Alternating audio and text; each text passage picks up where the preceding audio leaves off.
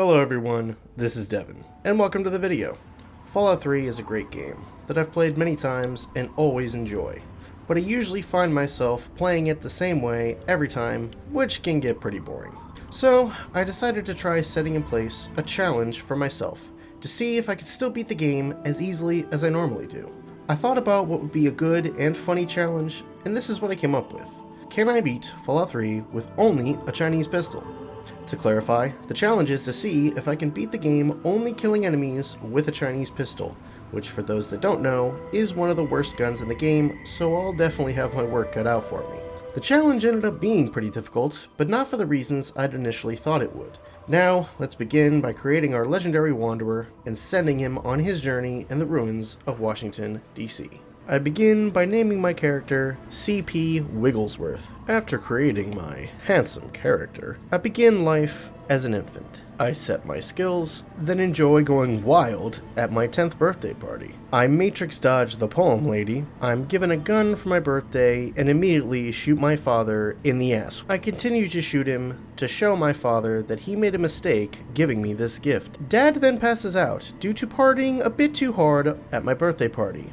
And upon turning 16, I learn that my father is part Deathclaw, which he's been forced to hide from the other vault dwellers. I skip taking the goat, which I didn't know I could actually do, and set my skills as guns, sneak, and repair. Amada gives me the wrong 10mm gun, and I begin running out of the vault due to not being able to actually fight anything. A wall strangely asks me for help saving its mom, to which I tell it to eat my shorts. I continue running and actually pass Amada's slow ass. Suck it, bitch. I lockpick into the overseer's office, play Ring Around the Rosie with vault security, open the vault door, realize I forgot to flush, then fail to trick Amada into being my slave.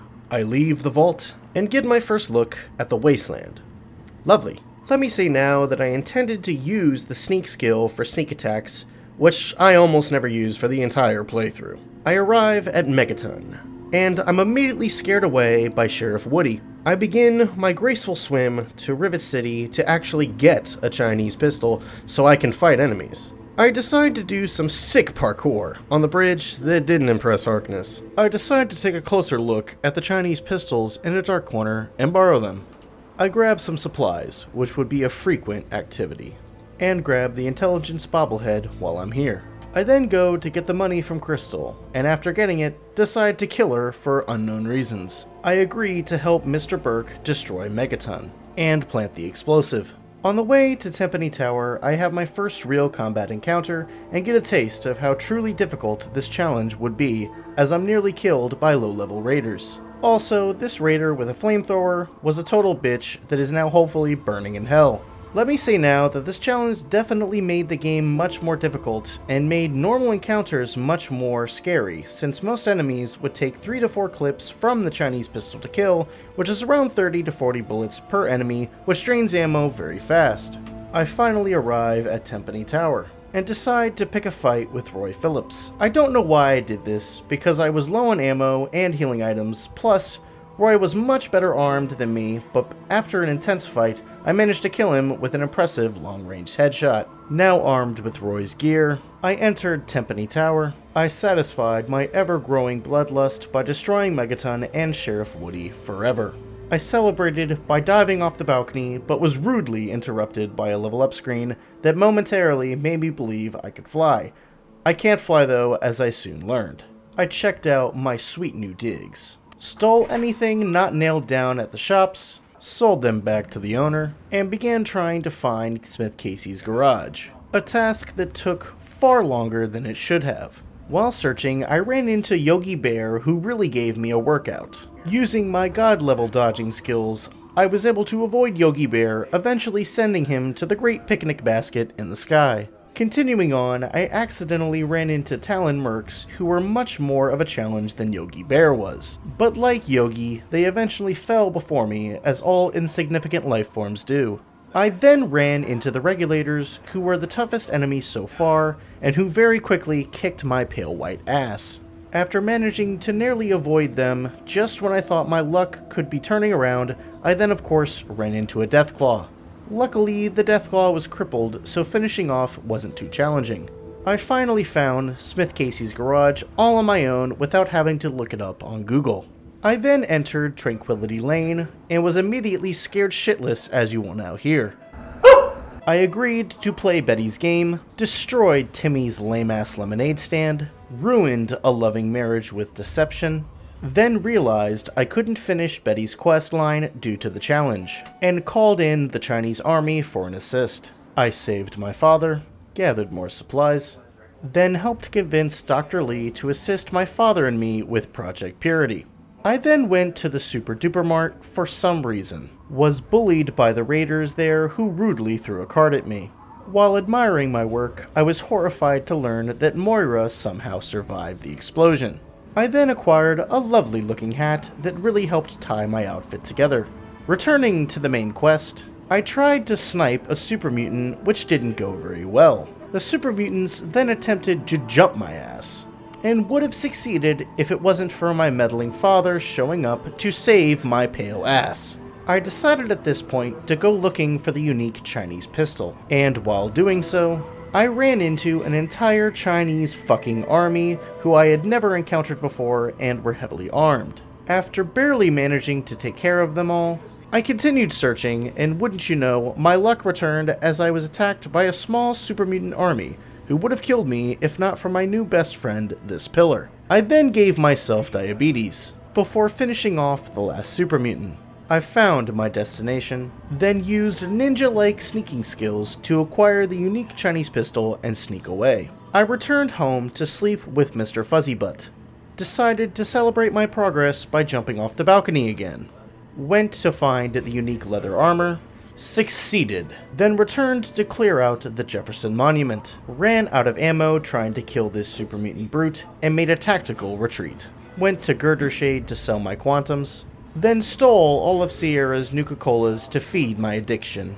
Now armed with 6 ice-cold Nuka-Colas and 63 regular Nuka-Colas, I finished clearing out the Jefferson Monument, was judged by my father, which was pretty lame of him, and saw the Enclave arrive. I then experienced a strange glitch I've never seen before, where Colonel Autumn somehow ended up stuck outside of the chamber, but after trying to speak with him, he then teleported back inside and killed the woman as he normally does. My father then played a sick joke on the Colonel by making the room explode, after which he got very tired and decided to take a nap. After escaping the Enclave, Dr. Lee talked our way into the Citadel. I was a dick to Rothschild, headed to Little Lamplight, and somehow passed a 4% speech check on my first try, which amazed me.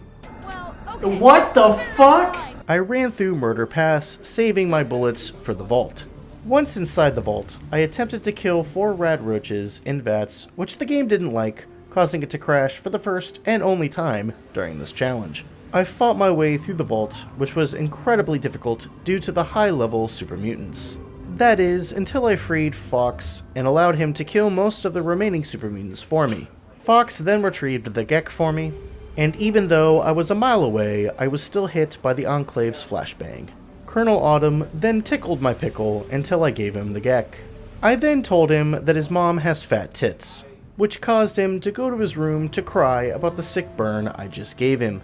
I then fought my way through the base, which wasn't as hard as I thought it would be, thanks to the fire Chinese pistol.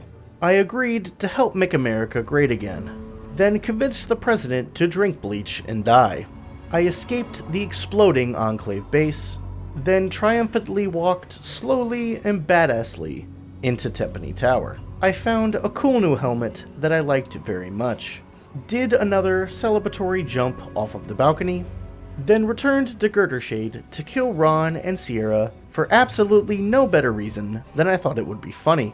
I returned to the Citadel, listened to Elder Lion's speech about why my hero sucks, watched Optimus Prime slowly ascend to heaven, then followed his giant metal ass to the Purifier. I watched in awe as Optimus Prime killed everything in sight, allowing me to do nothing but slowly walk towards the end of the game.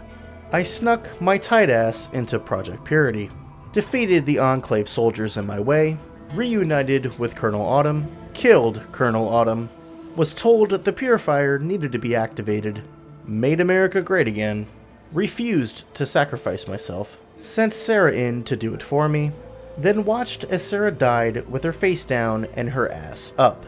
Well guys, if you made it this far, then thanks for watching.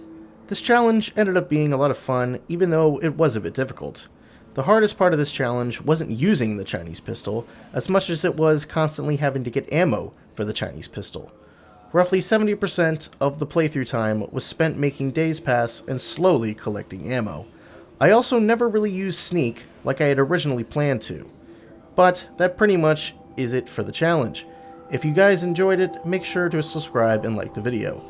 I would love to do another challenge like this, so if anyone has suggestions, leave it in the comments. Thanks again for watching, and take care.